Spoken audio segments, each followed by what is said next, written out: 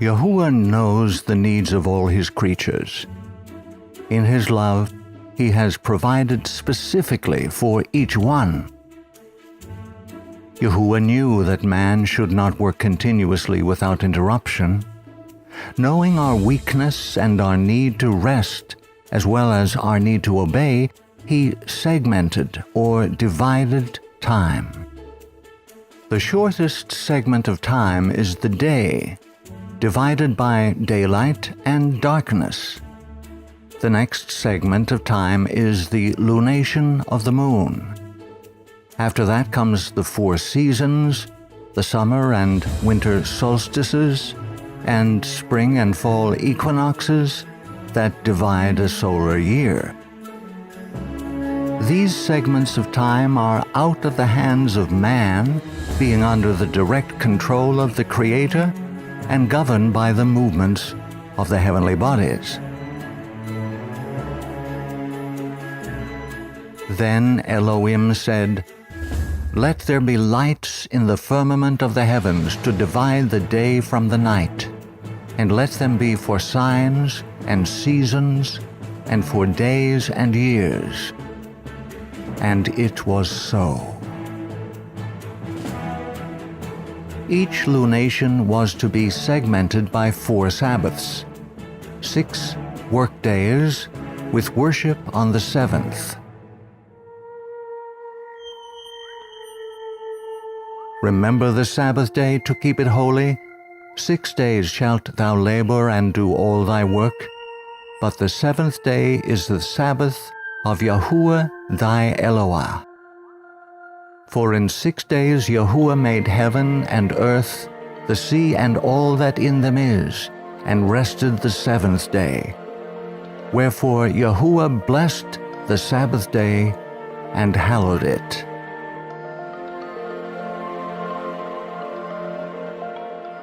Yahuwah loves liberty and desires freedom for all His children. He commanded that the lunation, or month, be segmented by 4 Sabbaths, but that segmentation was put into the hands of man so that man could show his allegiance to the Elohim of heaven by obedience to the 4th commandment.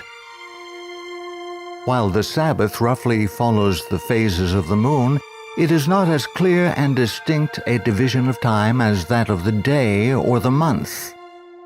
Yahuwah chose to leave this less defined, giving to man the opportunity to obey or disobey, depending upon what is in his heart to do.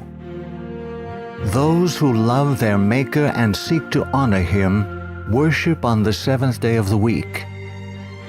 Their lunation is broken into 4 7-day weeks with a translation day in 30-day months. Those who wish to rebel against the clear divine command are given the freedom to do so.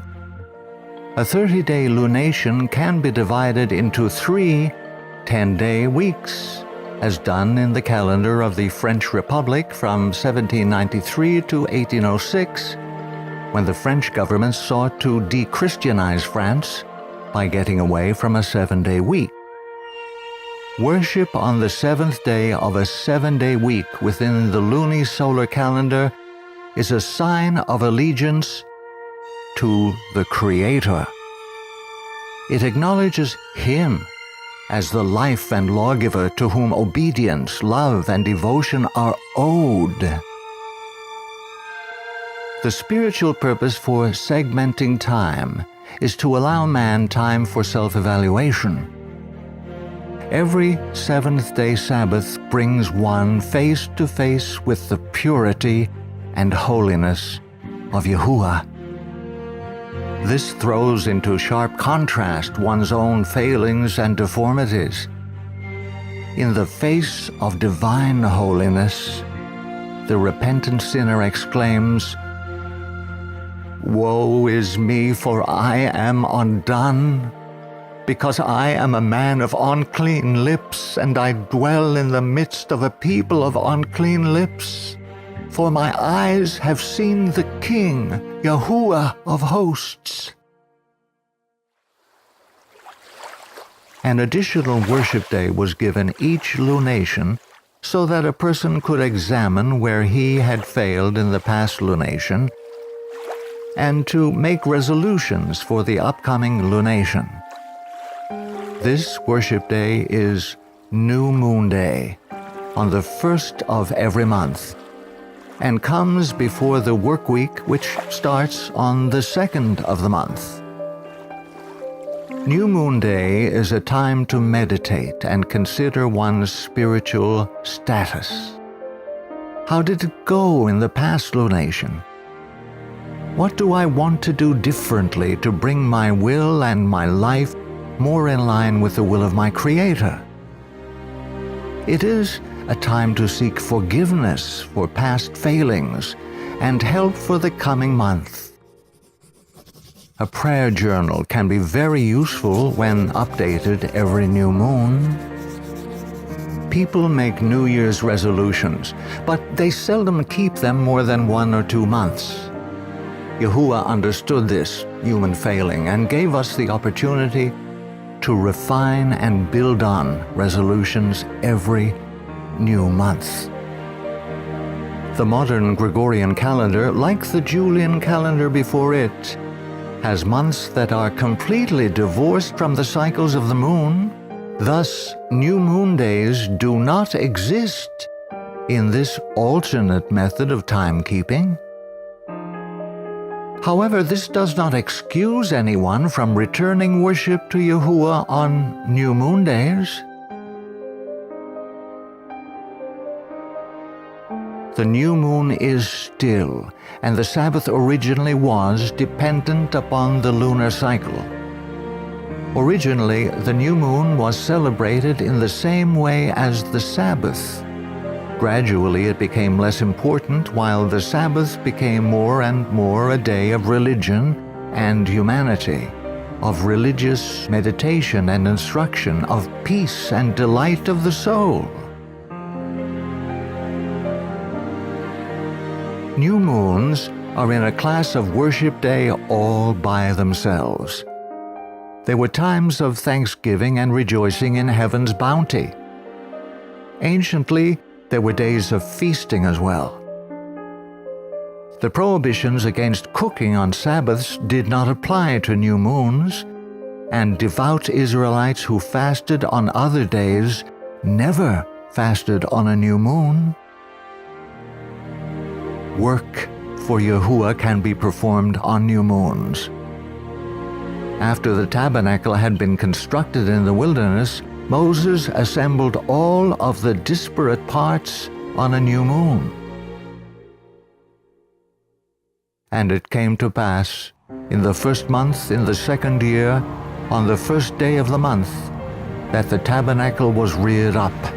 And Moses reared up the tabernacle, and fastened his sockets, and set up the boards thereof, and put in the bars thereof, and reared up his pillars. And he spread abroad the tent over the tabernacle, and put the covering of the tent above upon it, as Yahuwah commanded Moses. However, no income-generating commerce may be done. The defiant heart never appreciates the opportunities heaven has provided for time spent with the Creator. Centuries later, rebellious Israel bemoaned the lost business opportunities when Sabbaths and new moons came.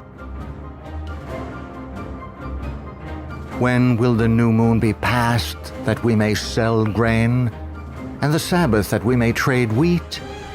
Making the ephah small and the shekel large, falsifying the scales by deceit, that we may buy the poor for silver, and the needy for a pair of sandals, even sell the bad wheat.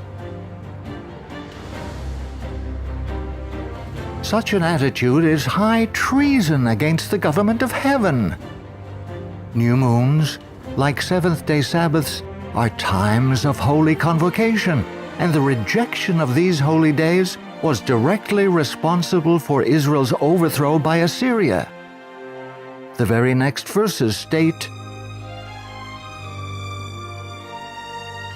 Yahuwah has sworn by the pride of Jacob, surely I will never forget any of their works.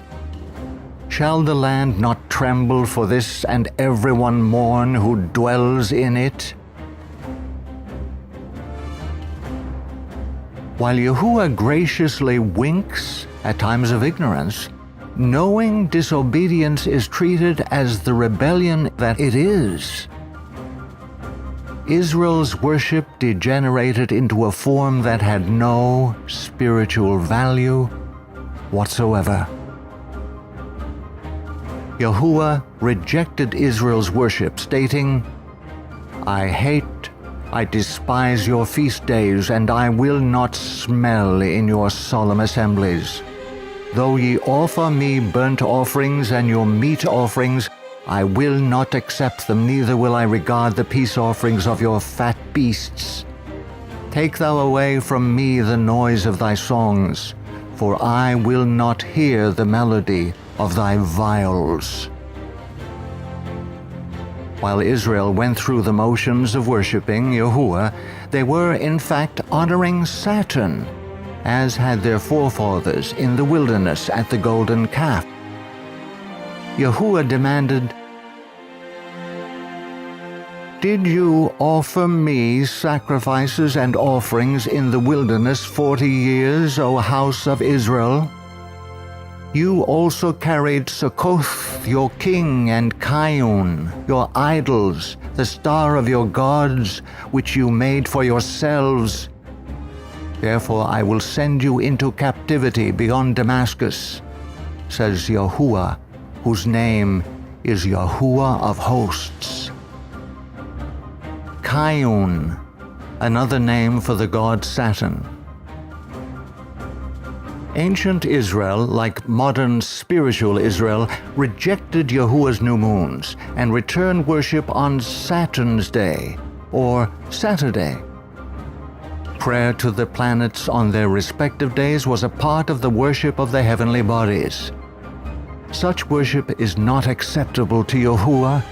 In Amos, right after denouncing them for worship of Saturn, Yahuwah declares, Woe to them that set at naught Zion, and that trust in the mountain of Samaria, ye who are approaching the evil day, who are drawing near and adopting false Sabbaths. Therefore now shall they depart into captivity. For Yahuwah has sworn by himself, saying, Because I abhor all the pride of Jacob, I will cut off his city with all who inhabit it. The same fate awaits all who cling to worship on Saturday of the modern counterfeit calendar, ignoring the obligation of observing the Sabbaths and new moons of the biblical lunisolar calendar. Worship on all the Sabbaths or rests of Yahuwah is the distinguishing mark that sets his people apart. Moreover, also I gave them my Sabbaths to be a sign between me and them, that they might know that I am Yahuwah that sanctify them. Indeed, returning worship to the Creator on Sabbaths and new moons will be one of the joys of the redeemed in the new earth throughout all eternity. For as the new heavens and the new earth which I will make shall remain before me, saith Yahuwah, so shall your seed and your name remain. And it shall come to pass that from one new moon to another, and from one Sabbath to another, shall all flesh come to worship before me, saith Yahuwah. Commit now to worshiping Yahuwah on all his holy rests, Sabbaths, new moons, and annual feasts. Untold joys await those who seek fellowship with him, in whom all the fullness of life dwells.